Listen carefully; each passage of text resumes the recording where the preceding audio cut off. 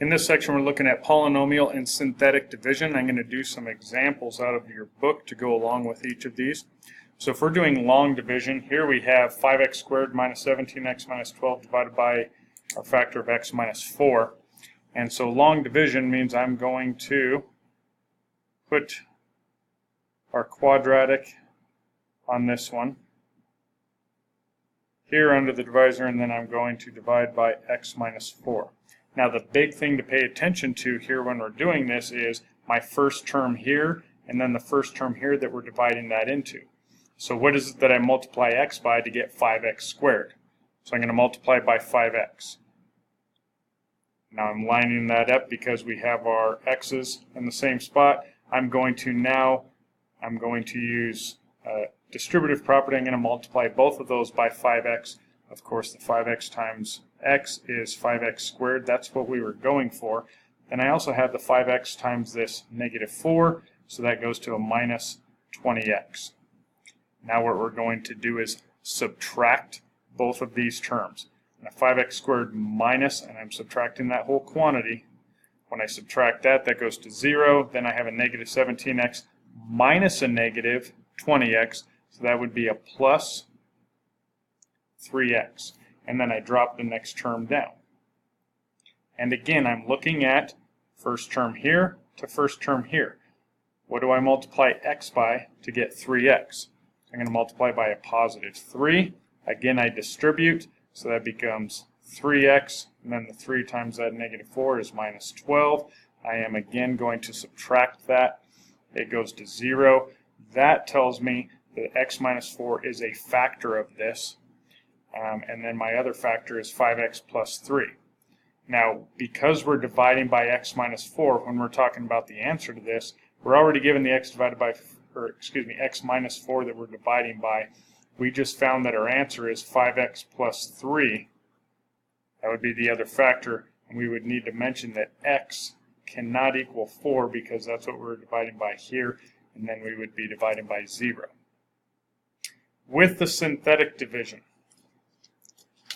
when I'm rewriting this, again, I'm looking at those coefficients, and so on this particular problem I have 3x cubed minus 16x squared minus 72. Notice there's no just x there. Our coefficient with the x is a 0. We're dividing by x minus 6.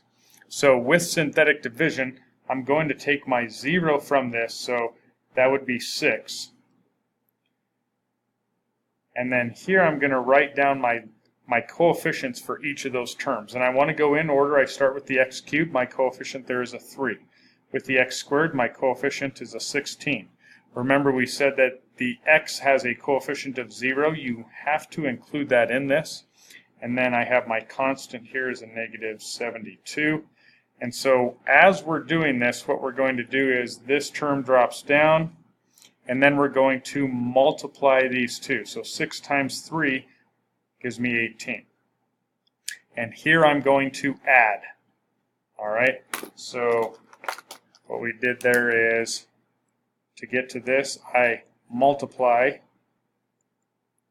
and then when we're coming down this way, we add. And that's the same with all of these with the synthetic division. I'm always going to multiply to get that next term. I'm always going to add here. That goes to 2. So now it's 6 times 2 to get this one coming up. That's 12. And then I add. 12 plus 0 is 12. Then I multiply. 6 times 72, 6 times 12 gives me 72. And then I add. It goes to 0. Again, I have the 0 there. So that tells me that this is the x minus 6 is a factor of this. This also gives me my other factor. My other factor would be, there's my coefficient.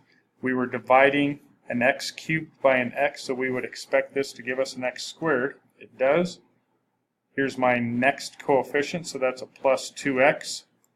Here's my next, that's our constant, plus 12. So there's my factor. And again, we would need to mention, because we have x minus 6 that we're dividing by, that in this case, x cannot equal 6. Next piece, we're looking at the remainder theorem. The remainder theorem tells us that if we have a polynomial f of x, a little sloppy with my pen there, if a polynomial f of x is divided by x minus k, and it doesn't go in evenly like the two examples we have, then the remainder, r, would be equal to f of k. Now what that means is, as we do this example, for number 47, we're given our function f of x is x cubed minus x squared minus 14x plus 11, given a k value of 4. So what we're going to do then, let's do the synthetic division. I bring down my coefficients for each of these terms, so it's 1 for the x cubed, it's negative 1 for the x squared, it's negative 14 for the x, and it's a positive 11 on our constant. Again, I drop this down and I multiply just like we did before, and then I add. That's a 3. Then I multiply. That's a 12. And then I add. That's a negative 2. Then I multiply. That's negative 8. Then I add. That's a 3. We're done here. Notice it didn't come out to 0. What that means is that we have a remainder. So I could think of it as I had my 4 value here, so what we were dividing by was x minus 4.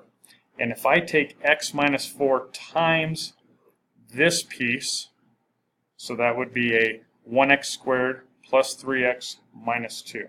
If I take those and I multiply them, so it's 1x squared plus 3x minus 2, plus that remainder of 3, that is our answer. That takes us back to this piece. What we're also told, because of the remainder theorem, is that our remainder is 3. So again, my k value is 4. What we're saying is that if I take f of 4, that is going to be equal to 3.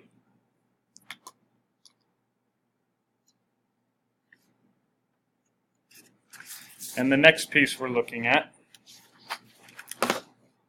we have the factor theorem. And now we're looking at a polynomial f of x, and it will have a factor of x minus k if and only if f of k equals 0. So if and only if tells us this has to be true. This will be a factor if this equals 0. If this is 0, then this is a factor. Those two go together. It has to go that way. So what we can look at is, let's say if I have on problem from your book number 62, we have 48x cubed minus 80x squared plus 41x minus 6 equals 0. We're given that x equals 2/3. So again, we can do synthetic division here. That one is the faster of the two methods. And if I take the 2/3, and again I'm going to bring down my coefficients. So we have the 48 with the x cubed. I have a negative 80 with the x squared, 41 with the x, and then a negative 6. And again, I'm dropping the first one down. Then I multiply. So 2/3 of 48 is 32. And then I add those. Negative 80 plus 32 is a negative 48. And again, I'm going to multiply. So that's going to be a negative 32. And then I add. I'm at 9. 2/3 of 9 is 6. When I add, I get to 0. Notice here we have that 0 piece. What that tells me is that x equals 2/3. That's my 0. If I were to solve this to get it equal to 0, I'd multiply by 3, and then I'd subtract the 2 over. That would be 3x minus 2. That's my factor. Okay, so I just took the 0 and solved for 0, put all that. So that gives me my factor. What that means is that if I take the 3x minus 2 as a factor, and then I had this from when we did our synthetic division, so that means that I have 48x squared minus 48x plus 9. That's equal to 0 because we had the equals 0 up here. Now we're just using synthetic division at this point to help us factor. We had an x cubed, we found a 0, divided this out. Now I can factor this piece. I always like to look for a common factor first, like a 3. I can take a 3 out of that. So if we have 3x minus 2, if I factor a 3 out of this, now we're at 16x squared minus 16x plus 3. And if we do our factors of this, I'm going to start off with a 4x on both of those. And again, multiply to give me a positive 3 here, but then I have a negative 16 in the middle. Tells me that they're both negatives because of the 4x minus. Really, the order doesn't make a difference. 1 and 3 are my only options here. And it turns out if I look at that, that's a minus 12 and a minus 4 gives us our minus 16.